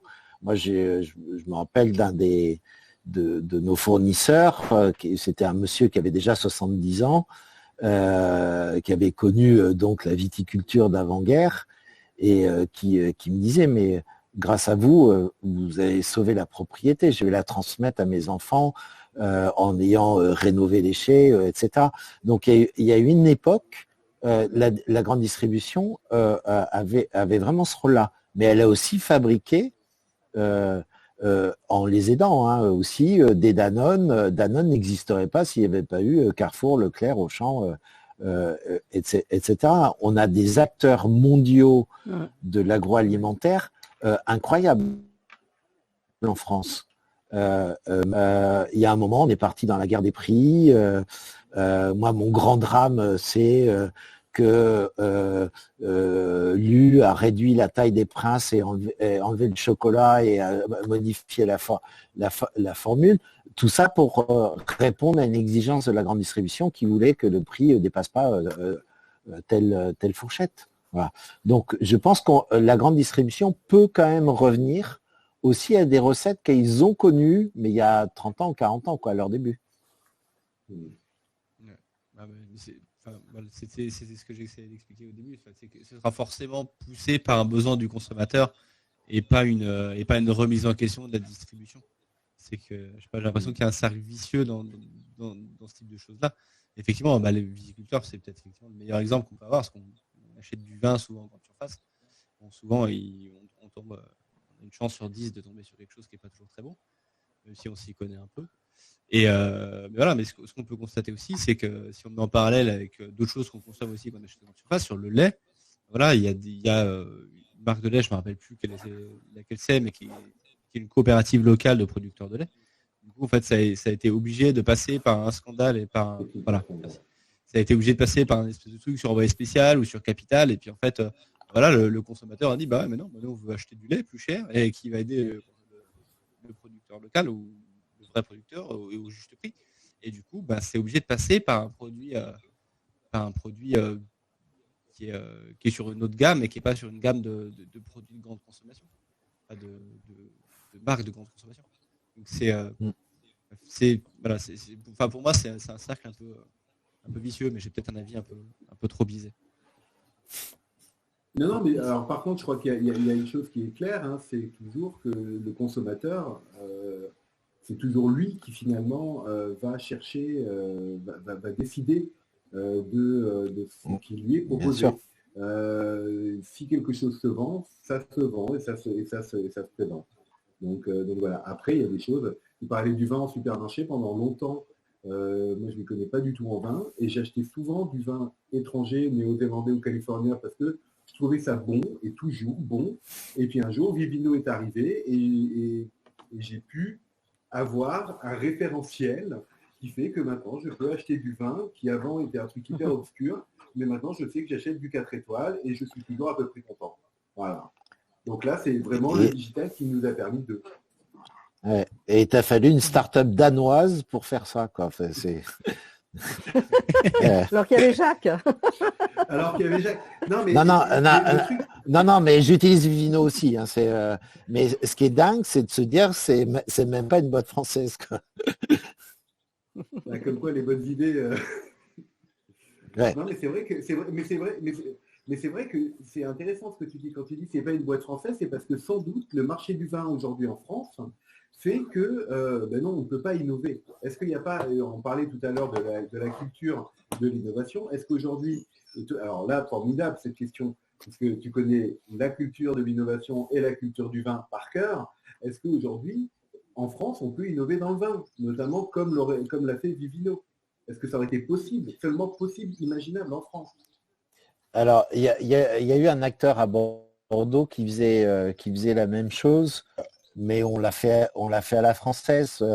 On lui a donné 3 francs 6 sous en levée de fonds et ils ont bricolé dans leur coin. Et pendant ce temps-là, les Danois, il y a des fonds qui ont trouvé l'idée super et qui ont injecté plusieurs millions d'euros. Et voilà.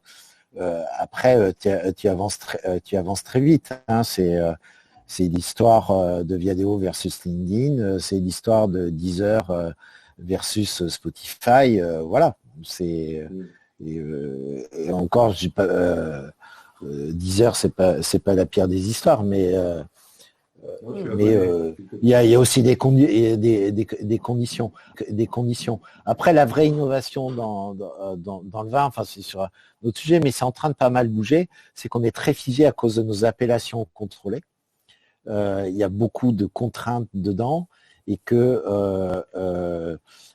pour éduquer le consommateur, c'est bien d'avoir une qualité standardisée. Ça ne veut pas dire tirer vers le bas. Hein. C'est en Californie, tu sais, c'est toujours, ils essayent d'avoir un goût un peu identique d'une année à l'autre en faisant du top. Alors que nous, on est dans cette culture du terroir, etc., qui se défend aussi. Mais c'est bien avec des consommateurs éduqués. Mais quand tu veux exporter aux États-Unis ou en Chine, qui a un marché qui n'est pas du tout encore éduqué, soit ils achètent l'étiquette, parce que c'est pour ça qu'il y a plein de faux en Chine, hein, comme sur tous les produits. Mais il faut éduquer son marché. Et nous, l'avantage qu'on a de cette culture du terroir, moi je connais bien le Bordelais parce que c'est là où j'ai fait mes études et où je vis, mais tu vas en Bourgogne, c'est ultra morcelé, c'est des toutes petites... t'as des propriétés qui font un demi-hectare. Donc, en tant que consommateur, te retrouver entre le domaine machin, le domaine truc muche, etc., qui est de l'autre côté de la route, mais il y en a un qui vaut 90 € et l'autre 30, difficile. Non, mais c'est un autre. C'est pas le digital qui va les aider pour autant. Si, parce que précisément sur Vivino, on va avoir X étoiles qui font que aujourd'hui. Oui, voilà, mais Vivino, pour ceux, peut-être pour ceux qui ne connaissent pas, vous scannez l'étiquette d'un vin et vous allez avoir une note. Et vos amis qui ont mis des appréciations, vous pouvez aller les retrouver. Et il y a un autre truc super intéressant dans Vivino, la carte des vins d'un resto et d'avoir instantanément les notes. Moi, ça m'est arrivé de choisir des vins comme ça quand on pouvait voyager. Je me rappelle d'être allé à Rome et dire je connais aucun des vins, enfin je connais les appellations, mais je connais aucun des vins. Et avec Vivino, j'ai vraiment choisi un top 20 grâce à la note sur la carte. Est-ce que ça correspondait à la note en euros Non, mais l'intérêt de Vivino, c'est que tu prends la carte des vins, tu prends la photo des vins de, je sais pas, de 20 € à 40 € et tu regardes pas la page d'après où il n'y a que des vins à plus de 100 €. Voilà. Donc tu choisis aussi dans ta zone. Ok, écoutez, il est 16h42. Je crois qu'il est venu temps de vous remercier toutes et tous. Un grand merci pour votre présence. Ça a été vraiment extrêmement enrichissant d'avoir cette conversation-là avec vous et je suis d'autant plus heureux d'avoir pu mener cette conversation que justement on n'a pas déblatéré des propos vides sur des super applications et sur des super outils pour faire du digital. Mais on s'est vraiment aperçu que le digital était dans nos vies, que grâce à Annie, on s'est aperçu que le social et la connexion qu'on est capable de faire est extrêmement importante et je pense que on a 2-3 filles chez Auguste et Louise qui doivent être très très contentes et qui dès lundi vont nous dire vous voyez qu'on est le centre de la boîte. Spéciale dédicace aux community managers. Toutes les filles qui sont là en train de vous répondre sur les chats, bravo les filles.